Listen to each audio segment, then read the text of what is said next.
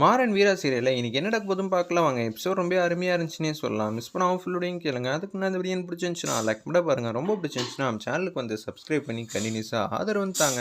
என்னது இந்த சந்து வழியா தானே ஆட்டோ எடுத்துட்டு போனா அப்படி எங்க போயிருப்பா ஒன்றும் புரியலையே. மந்திரம் போட்ட மாதிரி காணா போயிட்டாங்கிற மாதிரி வச்சிட்டு இருக்காங்க அந்த இடத்துல மாறன். அப்பன்னு பார்த்து ஆட்டோ வந்து சைடில் ஒழிச்சு வச்சுட்டு மாறன் என்ன பண்ணுறீங்க அப்படின்னு சொல்லி யாரை தேடுறீங்கன்னு அப்படின்னு வீரா வந்து ஷோல்டரில் தட்டி கூப்பிட்டு கேட்குறாங்க. நீயா நான் தூக்கி வாரி போட்டுருச்சு ஒரு முக்கியமான ஒருத்தர் வந்து இது வழியாக தான் போனார், அதான் ஃபாலோ பண்ணிக்கிட்டு இருந்தேன். யார் என்ன தானே? சேச்சா நீ எல்லாம் ஒரு ஆள், உனக்கு வந்து பாதுகாப்பு கொடுக்க வேற நான் வருவேன்னு நினச்சியா? ஓ நமக்காக தான் வராப்பில்லையா? சரி இவனை எப்படியாவது கழட்டி விடணுமே, என்ன பண்ணலாம் அப்படின்னு சொல்லி யோசிச்சுட்டு இருக்காங்க அந்த இடத்துல நம்ம வீரா. சரி நீ ஆக வேண்டிய வேலையை பாரு, எனக்கு நிறையா வேலை இருக்குது, உன் கூடலாம் வெட்டியெல்லாம் பேசுறதுக்குலாம் நேரம் இல்லைன்னு சொல்லிட்டு ஆட்டோ எடுத்துகிட்டு அப்படியே போயிட்டே இருக்காங்க. ஒரு இடத்துல வந்து அதிகாரிங்களாம் செக் பண்ணுறாங்க. ஏமா இங்கே வந்து கார்டு எதுவும் இருந்தால் கொடுமா அப்படின்னு சொல்லும்போது கார்டை பார்த்துட்றாங்க. அதே வழியாக வந்துக்கிட்டு இருந்த மாறன் வந்து பிடிச்சிடுறாங்க.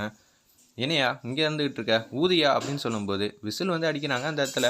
என்னடா ஊத சொன்னால் விசில் அடிக்கிற? சார் வேணாம் சார், நீங்கள் கஷ்டப்படுவீங்க அதுக்காக தான். இதுவே என் கையில் உண்மையிலேயே ஒரு விசில் இருந்துச்சுன்னு வச்சுக்கோங்களேன், சவுண்ட் எப்படி தெரியுமா இருக்கும் அப்படின்னு சொல்லி பேசிகிட்டு இருக்காங்க நம்ம மாறன். ஒன்றை ஊதுறாங்க. டேய் என்னடா இப்படி வந்திருக்க அப்படின்னு சொல்லும்போது சார் நிதானம் இல்லாமல் இருக்கான் அப்படின்னு சொல்லிடுறாங்க அந்த இடத்துல. அந்த அதிகாரி உடனே வந்து உன்னை போல தானடா அந்த பொண்ணுக்கும் ஒரே வயசு, அப்படி இருக்கும்போது அந்த பொண்ணு குடும்பத்துக்காக வந்து ஆட்டோ ஓட்டி ரொம்ப சிரமப்பட்டுக்கிட்டு இருக்கு, அதுவும் இந்த நேரத்தில் நீ ஏன்டா எப்படி இருக்க? சார் நான் யார் என்ன ஏதுன்னு தெரிஞ்சிச்சுன்னா நீங்கள் வந்து பேச மாட்டீங்க சார் இப்படி.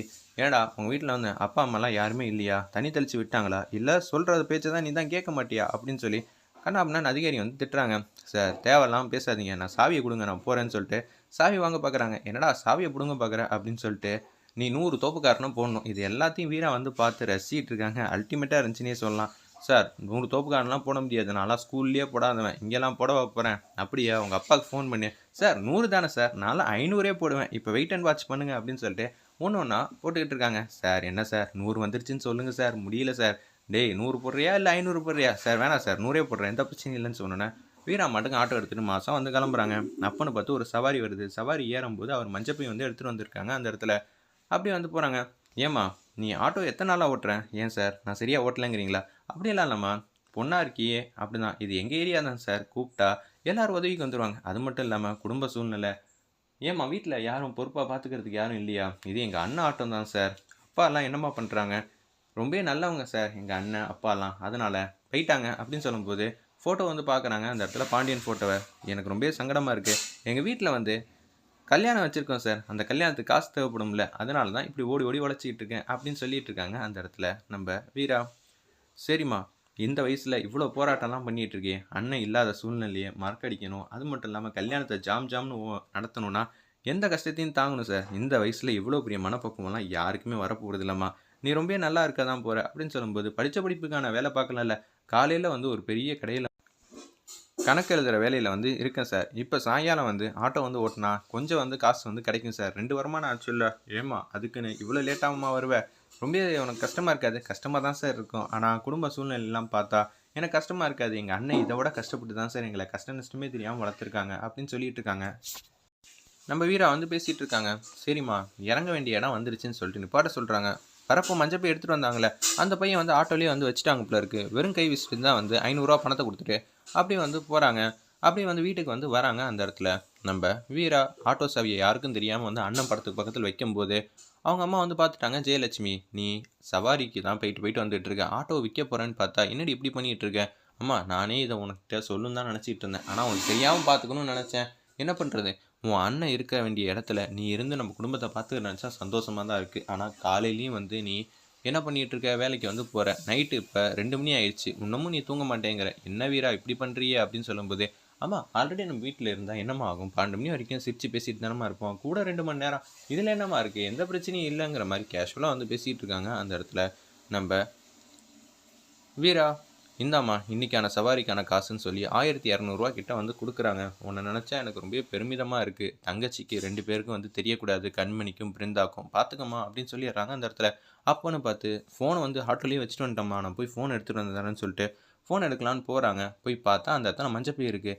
மஞ்சப்பை எடுத்துகிட்டு வராங்க. அந்த பைக்குள்ளே வந்து ஒரு 5 லட்ச ரூபா பணம் வந்து இருக்குது. அம்மா 5 லட்ச ரூபா பணம் இருக்குமா, இப்போ என்னம்மா பண்ணுறது? நான் உடனே வந்து அந்த ஏரியாவுக்கு போயிட்டு அவரை பற்றி விசாரிச்சுட்டு கொடுத்துட்டு வந்துடுறேன், இல்லாட்டி வந்து ஸ்டேஷன் போயிட்டு இந்த பணத்தை வந்து ஒப்படைச்சிட்டு வந்துடுறேங்கிற மாதிரி அந்த இடத்துல வந்து பேசுகிறாங்க.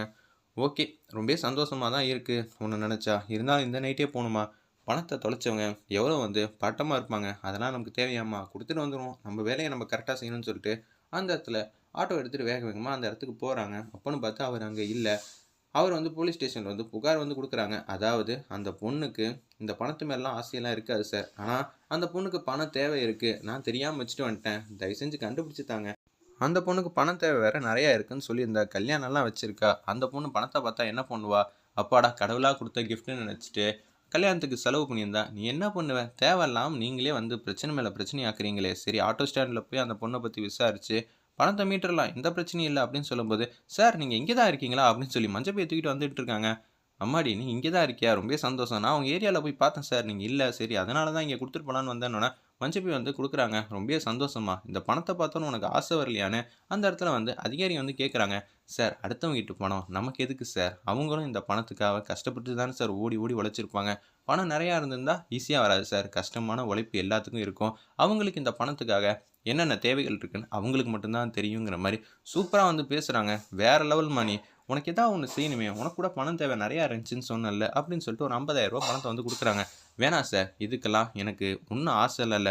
நீங்க அப்படியே காசு குடுக்கணும்னு நெனச்சீங்கன்னா, இப்ப வந்துட்டு போன சவாரி காசு மட்டும் குடுத்தா போதுங்கிற மாரி கேட்கறாங்க. அவ்வளோதானம்மா. எனக்கு ரொம்ப ஹேப்பியாவும், சந்தோஷமா இருக்கு. இந்த காலத்துல இப்படிப்பட்ட பொண்ணா? அவங்க வீட்ல கல்யாணம்லாம் வச்சிருக்காங்க.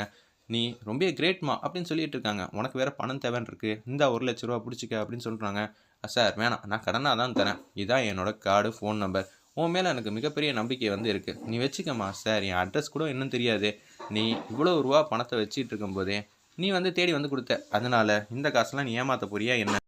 அப்படின்னு அந்த ஓனர் வந்து பேசுறாங்க. ரொம்பவே சந்தோஷமா இருக்கு. இந்தா வாங்கிக்க அப்படின்னு சொல்லும்போது, வாங்கிட்டாங்க. ஏதாவது உதவினாலும் கேளும்மா. என்னால ஆன முயற்சிய வந்து உனக்கு செஞ்சு தரேன்னு சொல்லிட்டு, அப்படியே வந்து வீரா மாட்டுக்கு வீட்டுக்கு வந்துடுறாங்க. என்னடி அவர் மாட்டுக்கு வந்து ரூ. 1,00,000 பணத்த வந்து குடுத்துருக்காரு. ரொம்பவே நல்ல மனுஷனா இருக்காங்க. இந்த காலத்துல இப்படிப்பட்ட மனுஷன்லாம் இருப்பாங்கன்னு நெனச்சு கூட பார்க்கல. நம்ம இந்த ஆட்டோ குடுத்தா கூட நமக்கு ரூ. 1 கூட வந்திருக்காது. ஆனா இந்த ஆட்டோ மூலியமா நமக்கு வருமானமும் வருது. அதே சமயத்துல பண உதவி கிடைக்குதுன்னா, ரொம்பவே நல்லது தானே! அப்படின்னு சொல்லிட்டு இருக்காங்க. பாண்டியன் வந்து எங்கேயோ ஒரு ரூபத்துல இருந்து நமக்கு வந்து உதவி செஞ்சுட்டு இருக்கான். பாண்டியா! உன்ன தான்யா மிஸ் பண்ணிட்டு இருக்கோம். ஆனா உனக்கும் சேர்த்து வந்து நம்ம வீரா வந்து ஓடிக்கிட்டு இருக்காங்கிற மாரி அந்த இடத்துல பேசும்போது, இது எக்காரணம் கொண்டு நம்ப கண்மணிக்கும், பிருந்தாக்கும் தெரியவே கூடாதுங்கிற மாரி அந்த இடத்துல வந்து பேசுறாங்க. நம்ப வீரா அப்பன்னு பார்த்து கண்மணி வந்து வந்துர்றாங்க. "எந்த விஷயம் எங்களுக்கு தெரியக்கூடாதுன்னு நெனைக்கிற? அப்படி என்ன நீ பண்ற? எனக்கு தெரிஞ்சே ஆவணும்." "அதெல்லாம் ஒண்ணும் இல்ல கண்மணி. எப்போதும் போல கல்யாணத்துக்கான விஷயம் தான்." "இல்ல, இல்ல. அம்மா வந்து பட்டமா இருக்காங்க. நீ ஏதோ ஒரு விஷயத்த வந்து மறைக்கிற." கையில இருக்கிற பணத்த வந்து பார்த்துர்றாங்க. "ஏது இவ்வளோ பணம்? எங்கேருந்து வந்துச்சு?" அப்படின்னு சொல்லும்போது, வீரா வந்து தடுமாற்றத்தோட இருக்காங்க அந்த இடத்துல. அதாவது கண்மணிங்கிற மாரி திக்கி தடுமாறி பேசுறாங்க. "இல்லப்பா, கடன் வாங்கியிருந்தோம். அது உனக்கு சொல்லக்கூடாதுன்னு தான் வந்து அம்மாகிட்ட பேசியிருந்தோம். நீ வேற ரொம்பவே கஷ்டப்படுறோம்ன்னு வேற சொல்லுவியா? என் கல்யாணத்துக்கு நீ எவ்வளோ தான் காசு வாங்குவ?